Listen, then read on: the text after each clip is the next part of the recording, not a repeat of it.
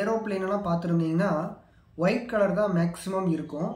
So இந்த white colour ஏன் ஏரோப்ளேனுக்கெல்லாம் கொடுத்துருக்காங்க அப்படின்னு சொல்லிட்டு ஒரு வீடியோ வந்து நான் போட்டிருந்தேன். அந்த வீடியோவுக்கு ஒரு கமெண்ட் வந்தது. அதாவது ஜான்சன் அப்படிங்கிறவர் கமெண்ட் பண்ணியிருந்தார். ஆக்சுவலாக அவர் என்னோடய ஸ்டூடெண்ட் தான்.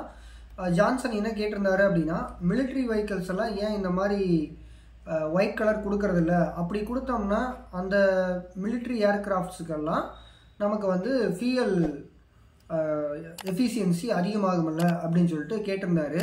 ஸோ அதுக்கான ரியாக்ஷன் வீடியோ தான் இந்த வீடியோ.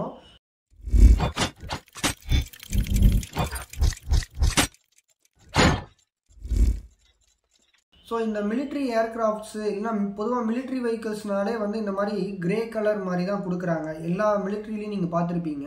ஃபைட்டர் ஜெட்ஸ் இல்லைன்னா ஏர்கிராஃப்ட் வெஹிக்கிள்ஸ்லாம் பார்த்தீங்கன்னா கிரே கலர் தான் கொடுத்துருக்காங்க. பொதுவாக இந்த பிரைட்டான கலர்ஸ் வந்து அந்த மிலிட்ரி ஏர்கிராஃப்ட்ஸுக்கெல்லாம் வந்து கொடுக்கறது கிடையாது. இப்போ ஒரு ஏர்கிராஃப்டோ இல்லை ஒரு கப்பலோ அந்த இடத்துல ரேடார்லேருந்து சிக்கக்கூடாது. அதாவது ரேடார் வந்து அந்த கப்பலையோ இல்லை அந்த ஏர்கிராஃப்ட்ஸையோ வந்து கண்டுபிடிக்கக்கூடாது.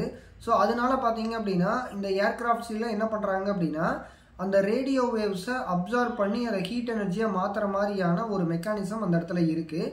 ஸோ இப்போ இந்த ஏர்கிராஃப்ட்ஸுக்கெல்லாம் நம்ம வந்து பிரைட்டான கலர் கொடுத்தோம் அப்படின்னா இதை வந்து நம்ம ஸ்டெல்த் வெஹிக்கிள்ஸாக நம்ம மாற்ற முடியாது. இப்போ நமக்கு ஆப்போசிட்டில் இருக்கக்கூடிய கண்ட்ரிஸ், எதிரி நாடுகள் வந்து நம்ம ஃபைட்டர் ஜெட்ஸை கண்டுபிடிக்கக்கூடாது அப்படிங்கிறதுக்காகத்தான் இந்த பிரைட்டான கலர்ஸ் எல்லாம் வந்து மிலிட்ரி ஏர்கிராஃப்ட்ஸ்லாம் வந்து என்ன பண்ணியிருக்காங்கன்னா அவாய்ட் பண்ணியிருக்காங்க. அந்த ஏர்கிராஃப்ட் பார்த்தீங்க அப்படின்னா கிளேர் அடிக்கக்கூடாது அப்படிங்கிற ஒரு விஷயம். அடுத்து வந்து கரோஷன் ரெசிஸ்டன்ஸாக இருக்கும்.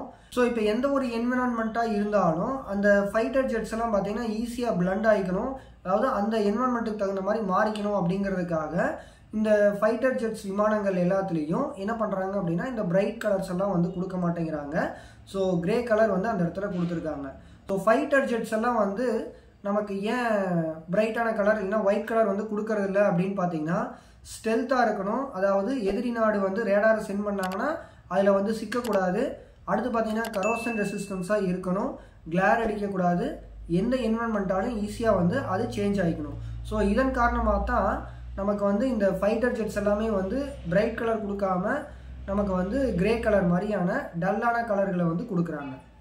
ஸோ இந்த வீடியோவில் இருக்கிற கண்டென்ட் உங்களுக்கு பிடிச்சிது அப்படின்னா இந்த வீடியோக்கு ஒரு லைக் பண்ணிவிட்டு உங்கள் ஃப்ரெண்ட்ஸ்க்கும் ஷேர் பண்ணுங்கள். அடுத்த வீடியோவில் பார்க்கலாம்.